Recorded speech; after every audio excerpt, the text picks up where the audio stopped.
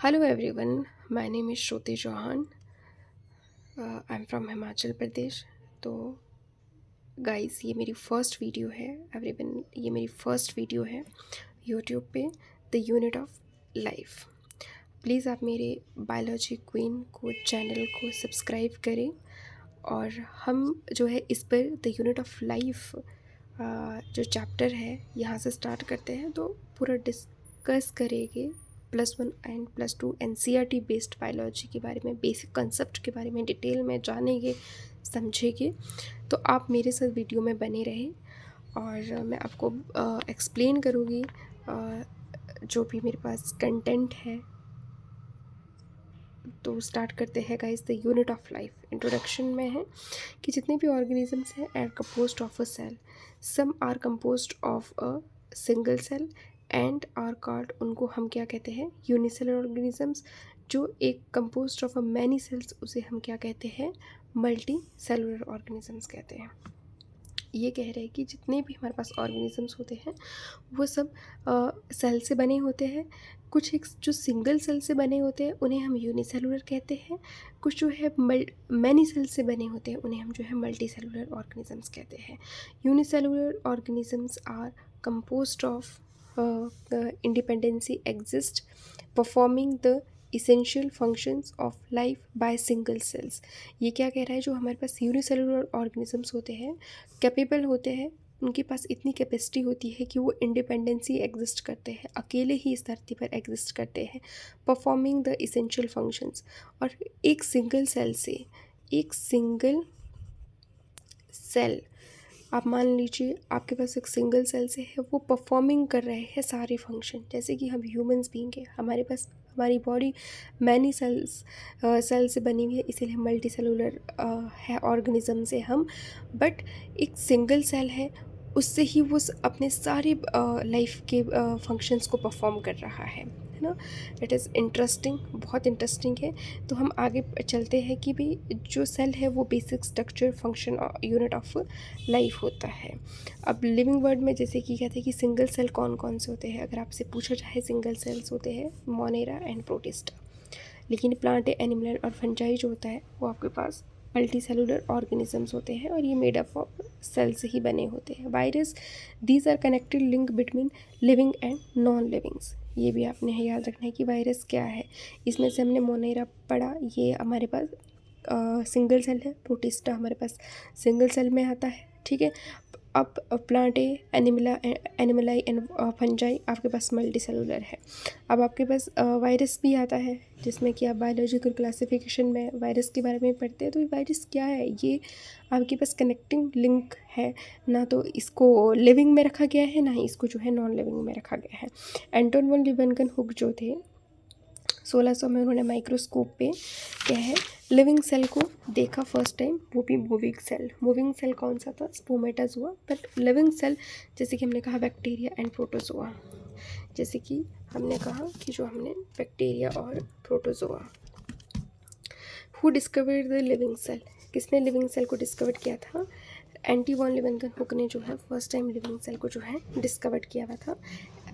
एनिमिकुलाई कहते हैं इसको, वो इसीलिए कहते हैं क्योंकि ये एनिमल्स में डिस्कवर किया हुआ था। एंटोन वॉन लीवेंगन हुक ने सबसे पहले लिविंग सेल को डिस्कवर किया था। लिविंग सेल, यहाँ पे आप याद रखो हमेशा कि जो आपके पास लिविंग सेल है वो किसने डिस्कवर किया, डेड सेल है वो किसने डिस्कवर किया, डेड सेल को रॉबर्ट हुक ने डिस्कवर किया। और जो आपके पास रॉबर्ट हुक है, एक रॉबर्ट ब्राउन है और एक रॉबर्ट हुक है। एक कौन है आपके पास, रॉबर्ट हुक है। इन्होंने डिस्कवर किया है nucleus of the cell, nucleus of cell, ठीक है। Living cell, Anton von Leeuwenhoek. Robert Hooke ने क्या डिस्कवर किया है, डेड सेल को। रॉबर्ट ब्राउन ने क्या डिस्कवर किया हुआ है, nucleus of the cell. Robert Hooke थे जो उन्होंने डेड सेल को डिस्कवर किया, कॉर्क सेल यानी कि बार्क ऑफ अ ट्री जो होता है उसमें डिस्कवर किया। बार्क ऑफ ट्री मतलब कि जो ट्री का एक ट्री में आप बार्क देखते होंगे, उसमें कॉर्क जो सेल होता है उसमें उसको डिस्कवर किया गया था। द हनी कॉम्प्लेक्स स्ट्रक्चर होता है इसका। Robert Brown discovered the nucleus of the cell. फिर आगे हम बात करते हैं सेल थ्योरी के बारे में। मैथिलीस सचलिडॉन एंड थियोडर सचुआन्स। मैथिली जो सचलिडॉन थे ये जर्मन बॉटनिस्ट थे। 1838 में इन्होंने सबसे पहले अपनी थ्योरी को जो है पेश किया था। और थियोडर सचुआन ने 1839 में। जर्मन बॉटनिस्ट थे और थियोडर सचुआन इंग्लिश जूलॉजिस्ट थे। मैथिलीन सचलिडॉन थे जो उन्होंने ऑल लिविंग प्लांट ऑर्गेनिज्म जो है वो किससे बने होते हैं, सेल से बने होते हैं। लेकिन थियोडर सचुआन ने कहा कि जितने भी हमारे पास एनिमल्स हैं वो किससे बने हुए होते हैं, वो भी सेल से बने होते हैं। और एनिमल में यहाँ पर एक चीज़ आपको सीखने वाली ये बात है, जो आपके पास प्लांट सेल होता है, मैं यहाँ लिख रही हूँ, जो आपके पास प्लांट सेल होता है उसमें सेल वॉल प्रेजेंट होती है, ठीक है। लेकिन जो आपके पास एनिमल सेल है उसमें सेल वॉल कैसी है, एब्सेंट है, ठीक है।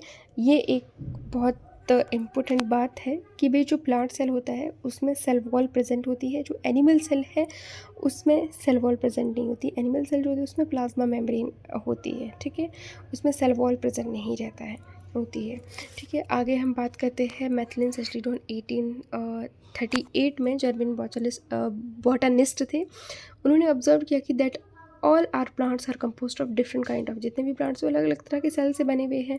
थियोडर सचुआन ने, वो ब्रिटिश जूलॉजिस्ट थे, उन्होंने रिपोर्टेड किया that the cell had a thin, उन्होंने क्या कहा था कि भाई जो एक सेल है उसके बाहर से एक पतली सी लेयर है जिसका उन्होंने नाम दिया प्लाज्मा मेम्ब्रेन, ठीक है। आगे हम बात करते हैं। फिर इस थ्योरी को इकट्ठा मिलाया गया सचलिडॉन एंड सचुआन थ्योरी कहते हैं। टुगेदर फॉर्मुलेटेड द, दोनों ने इस theory together formulated the cell theory दी इन्होंने। उसके बाद रॉडॉल्फ विर्च्यू आते हैं हमारे पास। कौन आते हैं? रॉडॉल्फ विर्च्यू आते हैं 1838 में। उन्होंने क्या एक्सप्लेन करते हैं, जो cell divided and new cells are formed from existing cell ओमिनस सेलुला ई सेलुला। वो उनका क्या कहना था कि भाई सेल डिवाइड हो रहा है और वहाँ से ही एक नया सेल बन रहा है, जिसको उन्होंने नाम किया कि formed from a existing cell ओमिनस सेलुला ई सेलुला। एक आपके पास सेल है, ये डिवाइडेड हो गया और यहाँ से ही जो है सेल डिवाइड से ही एक नया सेल्स बन रहा है। और इन्होंने इस सेल थ्योरी को ओमिनस सेलुला ई सेलुला कहा कि भाई प्री एग्जिस्टिंग सेल है, वहीं से ही नया सेल का फॉर्मेशन हो रहा है। Modification of cell theory not explain how cells are formed. इनकी थ्योरी को जो है नहीं इतना तवज्जो दिया गया है कि भाई क्योंकि इन्होंने अच्छे से अपनी बात को नहीं रख पाए थे। ये रॉडॉल्फ विर्च्यू आए 1885 में। Every cell arises from the pre existing cell, यही बात कही थी उन्होंने। ओमिनस सेलुला ई सेलुला, cell division, cell theory, all living organisms are composed of cells, ये इनकी थ्योरी थी। All cells arises from a pre existing cells and activities of an organisms are an outcome of this in total activity and interaction with its constituent cells. Virus are an exception of cell. Virus को cell में रखा भी जा सकता है, नहीं भी रखा जा सकता है, ये एक्सेप्शंस में था। Cells that have a membrane bound, अब आपके पास जिनके पास मेम्ब्रेन बाउंड क्या होती है, ये सेल है आपका मान लीजिए, और इसके बाहर से ये मेम्ब्रेन बाउंड है। जिनके पास ये membranes have a membrane bound nuclei, वो क्या है हमारे पास यूकारियोटिक्स हैं।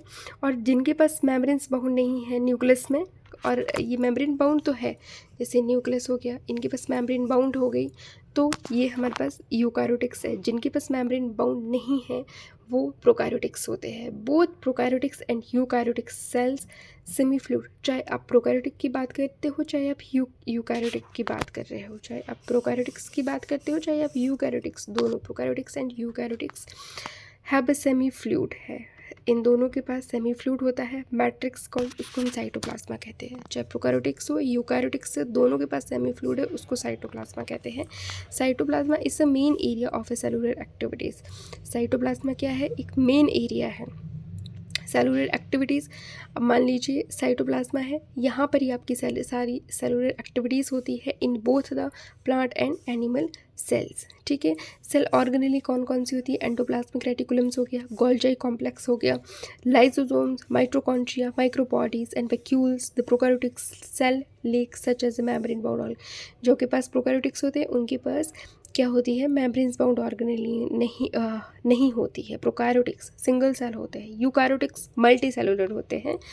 दूसरी बात ये है कि जो आपके पास न्यूक्लियस हो गया, माइटोकॉन्ड्रिया हो गया, साइटोप्लाज्मा हो गया, इनके पास जो है डबल मेम्ब्रेन बाउंड स्ट्रक्चर होता है। तो ribosomes are non membranes. Ribosome जो होता है ये सेल ऑर्गेनेली है, इसके पास जो है नॉन मेम्ब्रेन्स बाउंड ऑर्गेनेली होती है, found in cell both prokaryotics as well as eukaryotics. Ribosomes non membranes bound है, ऑर्गेनेली होती है, तो इसको हम ये कहाँ पे प्रेजेंट होता है, ये आप चाहे प्रोकैरियोटिक्स में रखो चाहे आप इसको यूकैरियोटिक्स में रखो।